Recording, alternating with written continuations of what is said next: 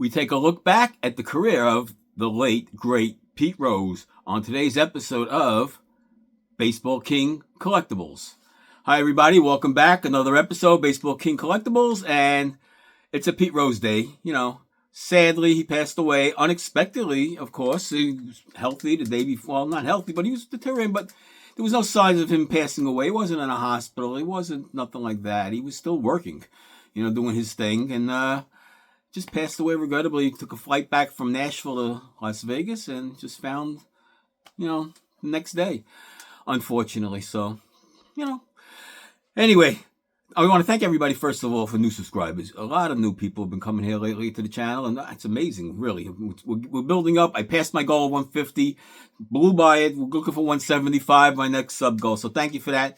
And let's get on to Rose. I'm going to show you every single autograph I got from Pete Rose in my collection, and a couple other memorabilia things that I got along the way, and talk about them a little bit. But a long career. I mean, come on, this guy came up in 1963 as a rookie. He was Rookie of the Year of Ron Hunt of the Mets, and I was a rookie that year too. That was my first year of actually watching baseball and knowing and understanding the game and who to root for and who not to root for. So, you know, 1963, he was a rookie. He won the Rookie of the Year. Long career with the Reds, 79, I can believe. I got it written down. 78, I'm sorry. 78, and then he was a free agent, and then Philly signed him after that. But, oh man, how many years? 20-something years? I don't have the exact amount, from 63 to 86. So you can do the math. That's a lot of years, guys. 24 years. He was a MVP in 73. He was a 3-time batting champ. What other awards? He was a two-time Gold Glove winner. He was a Sports Illustrated Man of the Year. That was a big deal back in those days. In 75, that was the Red Machine, the big year with them. And what else? He was 17-time All-Star with 5 different positions: first base, second base, third base, left field, and right field. No one else has ever done that. Being All-Star at 5 different positions. That's not an easy thing to do. And of course, he's famous for this All-Star Game collision with Ray Fosse, that brutal collision in the All-Star Game. He put Fosse's career pretty much. He was never the same. He was out for most of the year, Fosse, after that. And Rose was, you know, he was friends with him. They went out for dinner the night before, so he was friends with him.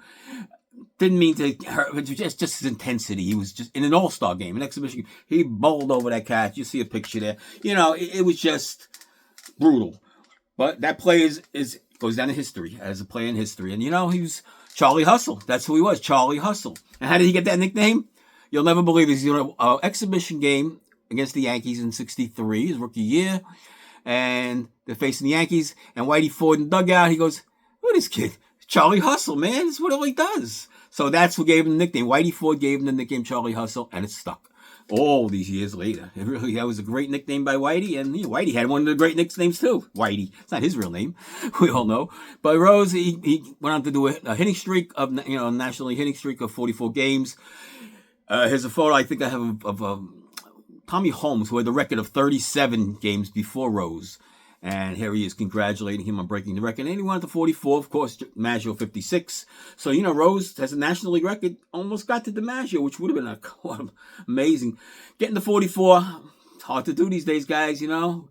Guys get days off. They're not, you know, pinch hitting sometimes. It just throws the game off. But Rose played every day. Look, he was the all-time leader in hits, we know. All-time leader in at-bats. The all-time leader in games. The all-time leader in singles. And, of course, if you're going to play that many games, you're going to be the all-time leader in outs as well. You know, even though he wasn't a bad player, of course, but you're going to have that record as well. A dubious record, but, you know, undubious. But it is what it is. And, you know, then came along 1973, and they were in the playoff game against the Mets. 73, game 3, tight battle to get to the World Series. And here comes the play at second. Here goes Rose sliding at the second, hard to break up the double play, of course. Slid into Burrow Harrelson. He didn't like what he said. Here comes Wayne Garrett coming in to try to protect Harrelson. Harrelson was not a big guy. And then they go off at it. They're going. And it's a full-fledged brawl. I mean, it's a out-and-out brawl. This ain't stopping. Everybody's there. Here come the bullpens. Here they come. Everybody's charging.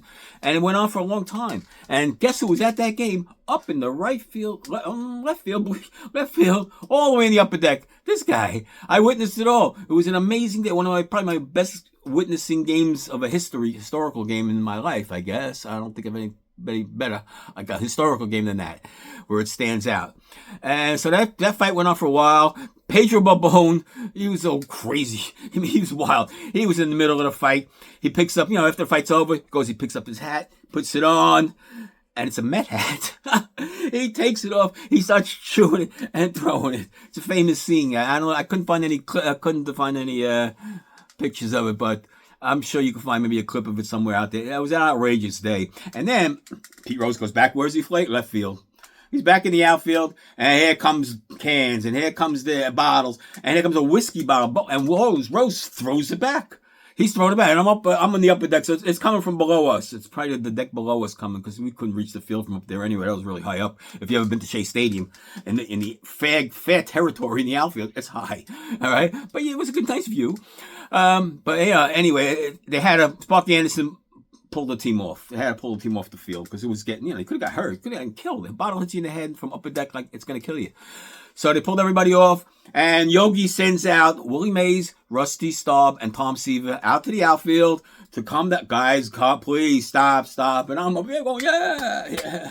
We're all up there. It was great. It was just a memorable day for me, personally. And it is in baseball history. It went down as one of the crazy days in baseball. And the Mets went on to win the game, and subsequently went on to win the pennant and lost to the A's in 7 games, and that was Willie Mays' last hurrah as well also. So I got to see Mays in one of his last home games at Shea Stadium as well. I didn't even think about that, just thought about that. Okay, there you go. So Rose, he went on to the Phillies, 79 to 83, where what else did he do? He's a winner. He's a winner, Rose. He was the big man machine. Going back to the middle of the 70s, that was a dominant team. I mean, look at who's on that team. Look how many Hall of Famers were in that lineup, Rose, Bench, Morgan. He wasn't even the best player on his own team, all right? I mean, you go Bench and Morgan right there. You got Tony Perez, another Hall of Fame. I can go on. That roster was loaded. You had George Forster hitting 50 homers the year after, or that year. I'm not sure which year, but he was just a force also. It was just a great lineup, a great team, the Big Red Machine. They won back-to-back championships, 75, 76, and Pete Rose was the leadoff hitter, main cog of the team, not the best player, but without Pete Rose, would they have won? Who knows? He was a big lead. He was a leader. He was a winner. He was a hustler, a winner, and you cannot take that away from him. And then he went to Philadelphia, like I said, and 1980, he turned that team around. And Mike Schmidt said that. He taught me how to be a winner. Mike Schmidt, that's a quote. Mike Schmidt said, Pete Rose taught me how to become a winner. And he did. And they won the World Series in 1980, and Pete Rose, you can't take that away from him either.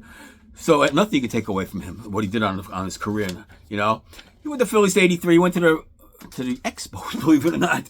I mean, how silly does he look in his Expo uniform? But he went to the Expos. Then he came back to the Reds, 84 to 86, and then they handed him over to manager's reins, and he was a player manager for a while, a couple of years. He was pinch hitting. He played a couple of games. He didn't play much. And then came the scandal, and then, rocked baseball. It really did. It rocked. It was like, what? Pete Rose banned for life? This can't be true. No way. It's Pete Rose, This guy's been great all these years. What, he was a gambler? He bet on baseball? Wow. Who knew? So Bart Giamatti, the commissioner at the time, he was a no-nonsense guy. And in every clubhouse, you walk in every club. I've been in the clubhouses. You walk in the clubhouses, there's a sign. The signs are there. I seen it. No betting on baseball. You will be, whatever it says. I don't know the exact verbiage, but you will be disciplinary action, be banned from the game for life. There's no exceptions. 1919, of course, the World Series, the Black Sox scandal, Joe Jackson. You know that whole story, the movie, 8 Men Out, all that. Is Joe Jackson in the Hall of Fame? No, he's not. So, it's a shame that these guys didn't make it to the Hall of Fame because of what they did. And it's just, they were great players. Joe Jackson was a great player.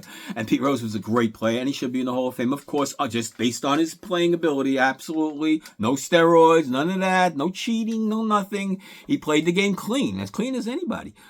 So it's just a shame, And then later on, he went into, I met him at the restaurant in Florida.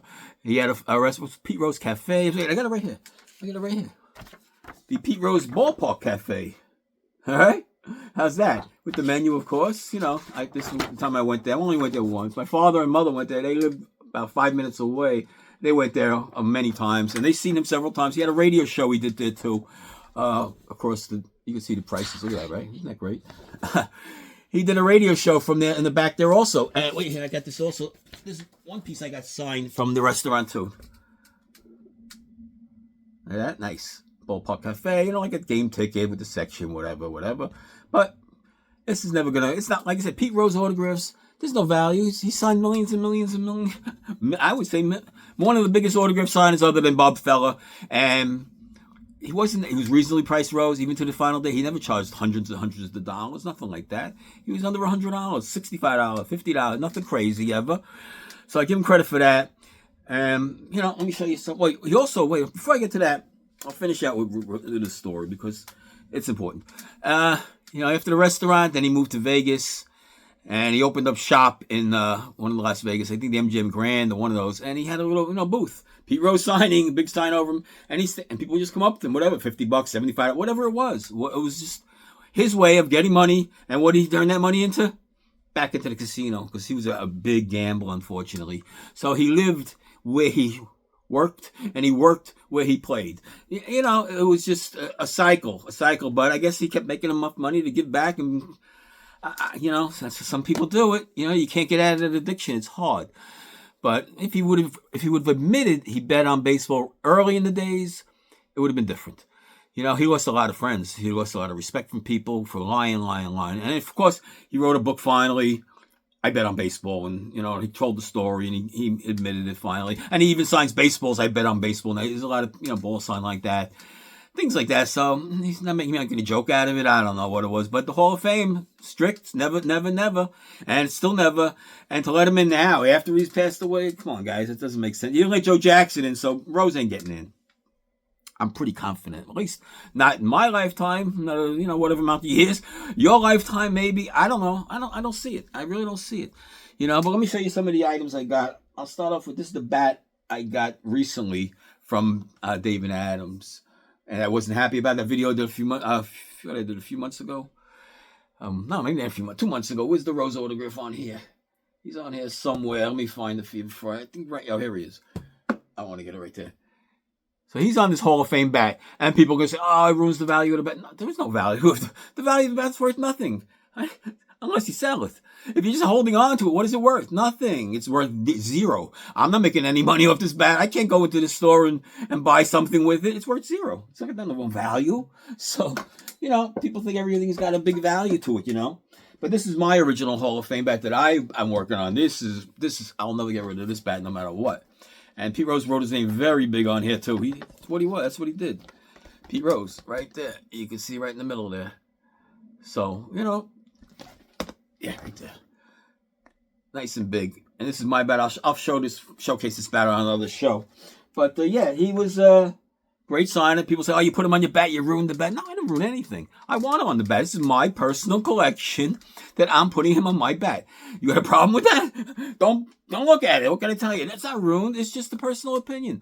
Like I said, I'm never going to sell it. And if I did sell it, there's nothing wrong with Pete Rose on the bat. If Joe Jackson was on that bat would be worth a hell of a lot more money. So maybe by having Pete Rose on the bat, maybe it adds to the value, if there's a value. if there's a value. So we don't look at it like that.